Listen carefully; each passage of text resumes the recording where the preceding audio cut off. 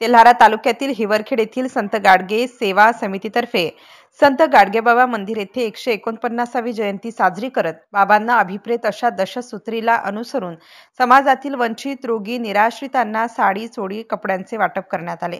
यावेळी प्रमुख अतिथी म्हणून गजानन पिंजरकर, अनिताताई नेवारे, उमेद महिला बचत गटाच्या उज्ज्वला नेरकर, लीलाबाई रंदे, छाया नाठे, सविता पंचबुधे, देविदास रेखाते, इंगोलेताई, ओमप्रकाश अस्वार, रमेश मोहोकार, अमोल नेरकर यांच्या प्रमुख उपस्थितीत गाडगेबाबांचे पूजन व आरती करून त्यांना मानवंदना देण्यात आली।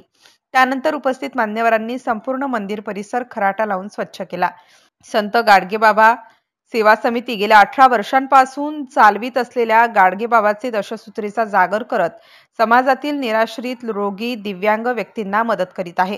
बाळासाहेब नेरकर व संत गाडगेबाबा सेवा समितीत सहभागी किरण सेदानी, आनंद बोहरा, जयेश बोहरा, गजानन पिंजरकर, अनिल कराळे, मनीष गिर्हे, दिलीप नाठे, रमेश दुतोंडे, प्रफुल्ल पवार, शिवाजी वाघ, गजानन राठोड, श्रीराम जाधव, सुरेश नाठे, महादेव नेवारे, बजरंग तिडके, रवी मानकर आणि इतर नागरिकांनी यावेळी परिश्रम घेतले।